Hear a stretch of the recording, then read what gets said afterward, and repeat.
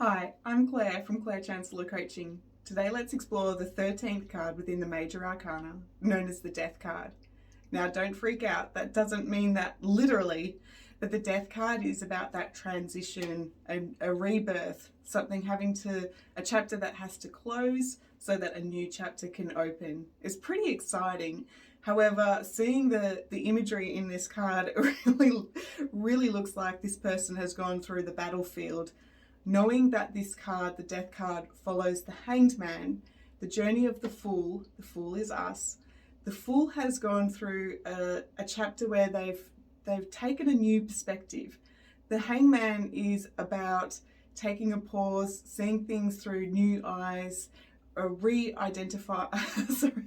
evaluating your identity and letting go of some things that didn't work for you, which basically means that he has changed the dance within the relationship. And so people around you may not know how to do that dance anymore. Maybe they're not in alignment with you anymore, and maybe you're just feeling like you've kind of quit the job that's not working for you, quit a relationship that's not working for you, moved overseas, who knows? But the Hanged Man has done some self-evaluating, let go, surrendered, and now we're here at the Death card where we're crossing that line and saying, wow, okay, I'm ready for something new. I'm ready for that change. I'm ready for that transformation. So where the Hanged Man has done that self-evaluation, closed things off, the Death card is just open to something new.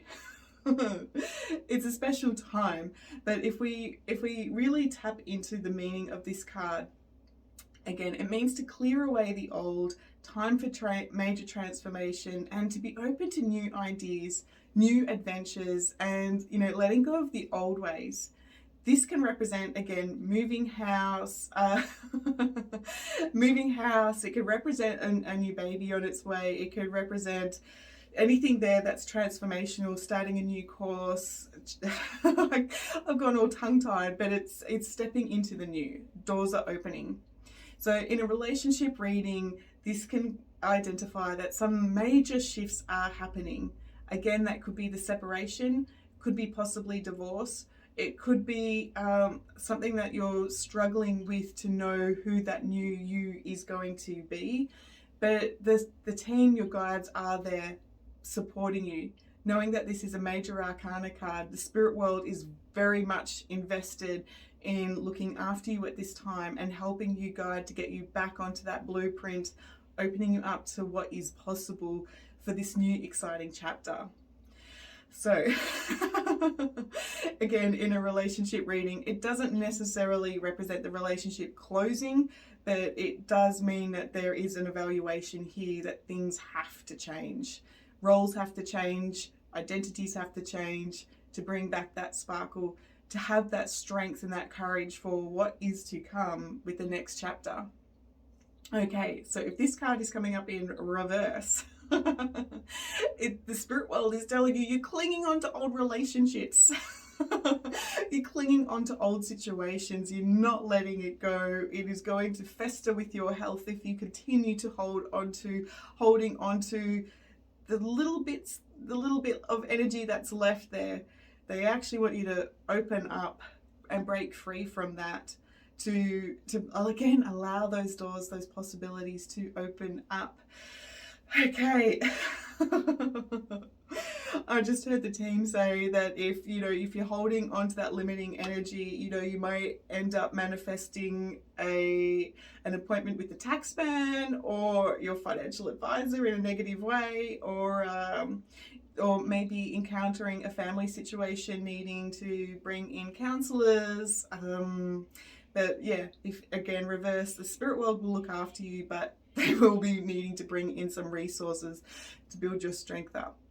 So if this card is coming up in reverse and we're doing health reading, it does represent anxiety, concerned about what's to come, worrying about the worst case scenario. Clearly something has happened to you in the past where the rug got pulled out from underneath you, and unconsciously you've said to yourself, never ever again will I be left to be carefree. Never ever again will I just be, blowing in the wind, going with the flow. I never ever want to experience that kind of hurt and surprise again. So the anxiety is a safety mechanism, a survival mechanism to ensure that as you move forward, like you're hypervigilant, you're ready for anything that could come your way. And when you actually think about that kind of focus, it's a focus too much on the future, very, very draining, very, very damaging to the nervous system.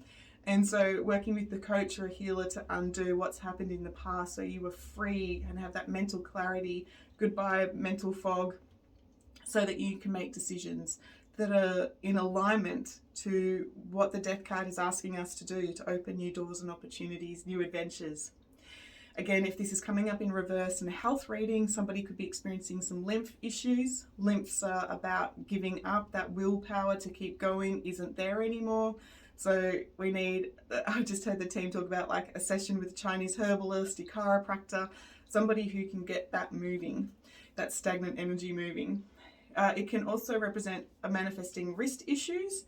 That is the stubbornness when confronted to need to ask for support. Again, something's happened in the past, asked for support, and it didn't go so well. So you've put upon yourself the program to be independent and to not trust support, like having a knowing that the projects that I step into, I can do by myself. Or if I can't do them by myself, I know how to finish them by myself.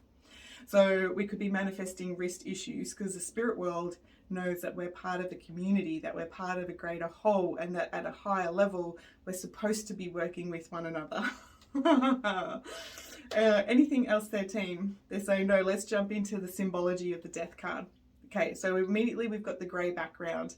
Things aren't clear. Things are without that light, but they're not, we're out of the darkness. We've got the... we've got the flag there, and the flag has that white flower. The white flower, each petal represents the elements of life, the earth, air, water, and spirit. I think I've just missed one, but earth, air, fire, water, and spirit. Thank you, team. The priest is standing in front of us. He wants us to help to make logical sense of what's just happened to us. However, we're not really prepared right now to make logical sense. It's like, get out of my way. I'm moving forward. The river that's just behind him there on his horse leads us to the next stage.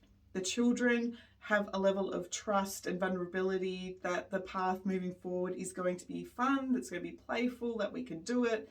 And the adults that are laying there that kind of do look dead are completely in denial, completely finished with the fight. They're just like, yeah, no. So that's the symbols there are asking us, are we going to move forward following the flow of life? Are we going to take a pause to get some logical sense about what we're doing moving forward? Are we going to be able to step into that playful, trusting energy with the children? Or are we still in our adult human skin and still holding on to the energy of the fight? A lot going on. The skeleton there, he is wearing his armor. Something has happened. He's still feeling on guard. He's still wanting to hold on to that armor and protecting himself. I guess it makes sense, but as he sits on that white horse, the white horse leads him into the freedom that is coming. That's really important.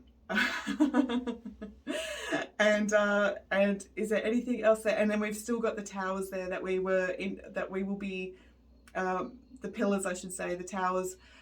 We're moving towards the message of the moon. We're moving towards the message of the sun. We need to move through those pillars to get that energy upgrade, and that is to come as we travel with the Fool. Just asking the team one last time, is there anything else there? Yeah, they're just pointing out that teeny tiny little boat on the river. They're like, just go with the flow. I know that there's a joke with some of my clients that I'm not somebody who, in coaching, likes people to set the goals to go with the flow. In a coaching relationship, I like to know what we're moving towards, what we're manifesting, what we're having fun with. So clearly here with the death card, you need to give yourself permission to explore what's new, what's possible, and enjoy that energy. Whew. I'm Claire from Claire Chancellor Coaching. That's the death card, and I will talk to you soon.